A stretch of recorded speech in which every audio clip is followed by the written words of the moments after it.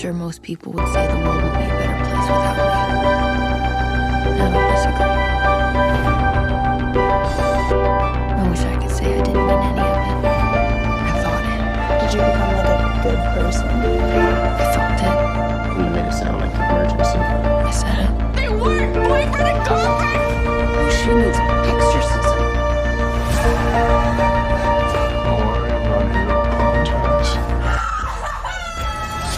I think I actually want to murder her.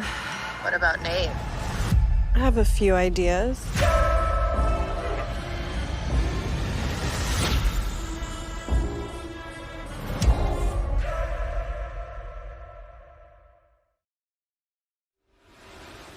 I love Rue and I care about her, but watching her hurt all the people that she loves, it broke my heart.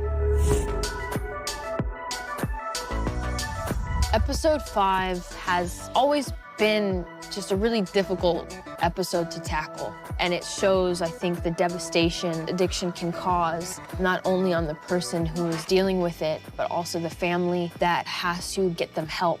If this show is going to be honest about addiction, it needs to be honest about the person that addiction can turn you into. The one thing that's certain about doing drugs to the degree that Rue's doing drugs is that it's going to get increasingly more chaotic, and the plane's got to crash. This is bad. This is really, really bad. I want to get clean. I can't do it. I wanted to kind of just portray what an intervention looks like just from a family perspective and how hard it is to reason with someone who's in a state of true irrationality. You wish I was different? So do I! That disparity between who she wants to be versus who she is was something that was imperative to explore in this episode. The most important thing was to not shy away from how ugly those moments can be. You know what? If you want to fucking consider smoking some weed to help with my panic attacks, doing drugs, then yeah, sure, whatever. It's just weed. I'm not talking about weed, Rue. I'm talking about pills. I didn't realize when you're doing scenes that require you to not only hold yourself back, but hold another individual back, how it's taxing emotionally, physically, spiritually, mentally. When I look back, first season, you know, that improv scene of us fighting, it went there. And this season, it just got more crazy. You will not attack me in my own home. I want your own home. I raised you.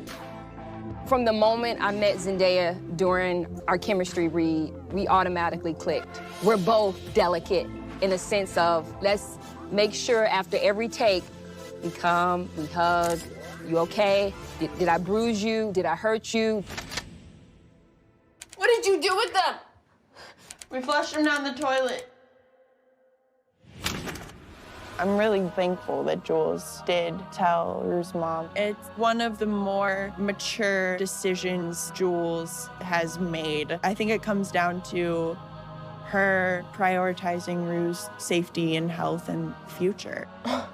You know how you ever get so embarrassed, your face is literally like on fire, and in that moment, Zendaya nailed it. I could see her whole face just crack. You know, I have a lot of regrets, but I gotta tell you, Jules, meeting you has got to be at the top of my list. At that point, someone who is in deep pain has no healthy way to communicate that to anybody. Jules doesn't have a lot of people, and Rue's always been there, and potentially losing her as a person in her life is not up for debate. It's got to be one of the most painful, difficult sort of experiences, feeling like you're helpless to save someone that, you know, you love more than anything. Why would you say anything?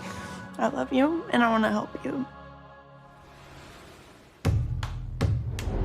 It's a very bold structural choice to have an episode that starts as claustrophobic, intense family drama, and then you flip it and it turns into a foot chase. Action! Can't do this. I'm sorry, Mom, I can't do this.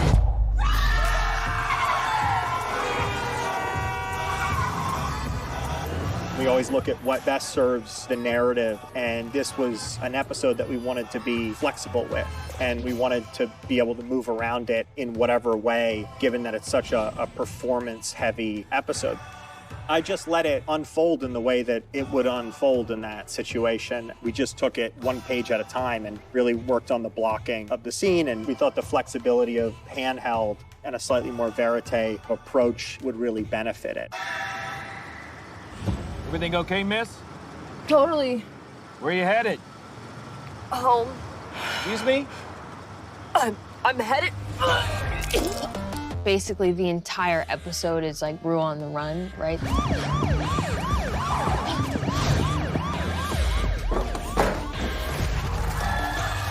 Z does such a wonderful job at modulating the peaks and valleys of emotion without it ever feeling like it's manufactured, and what moments should be high, what should be low, without it feeling like it's reaching a crescendo too early. It still has this honest flow of anxiety and helplessness.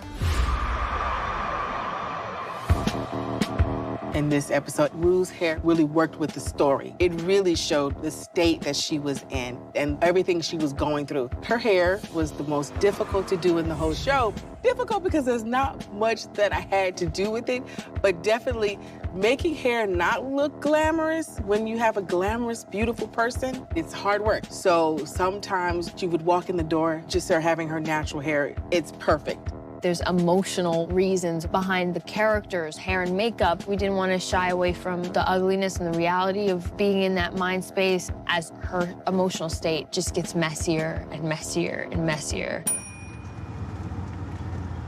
Gia, can you pay attention and help me find your sister? We're going through dark times in this season, so all the glimmer of hope or the little giggles or laughs that we can have, I think is very important. Hey, are you okay? I think I just have like a cold or something. Okay, well, don't get me sick because I have rehearsal. I can't be sick. Okay, well, colds are contagious. Most of my scenes are with Z and Stormy. I don't get an opportunity to work with the other actors, so that day, I was like, yes, we about to have so much fun. Our common denominator is always Rue, so we're focusing on her, but with being a support system or being a village per se, you do have to interact with these other humans, and there are moments of humor and light. I have a quick question. What? How long have you been with Nate Jacobs? Are you kidding me? It's been a very bittersweet, heartbreaking storyline. I have to have so much anxiety as Cassie because Cassie knows at some point it's going to come out. Maddie is going to find out. I did not expect that. Like with Cassie, she really felt like Maddie's best girlfriend that they, could relate to her on so many levels. And so, she has a lot of rage. Okay. Literally gonna get violent. No, there is no need to get violent, okay? Because we are having an intervention. The intervention scene was very funny and also extremely dark and really sad. And that's kind of what makes it such a well-rounded show. There's lightheartedness in the seriousness. We explore all of it, and I think that really helps with the messaging, what these kids are going through.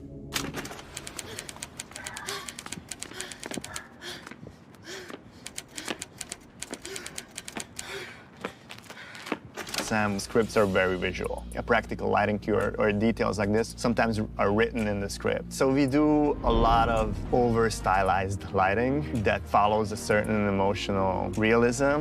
I'm looking at a lot of contemporary photography. Is definitely a guidance for me. Like, for example, Nan Golding, the photographer, her work was a big inspiration in terms of color palette or just the way she approaches her subjects.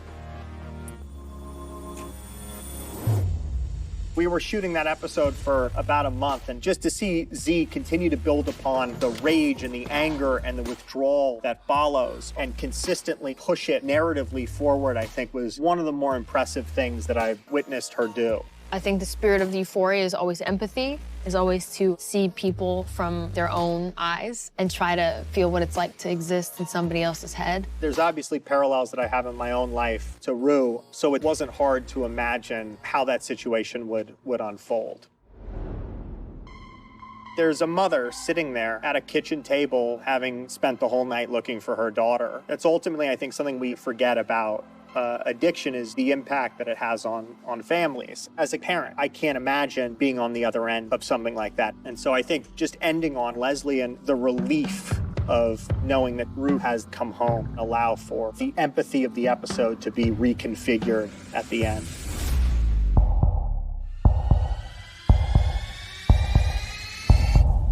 Rue?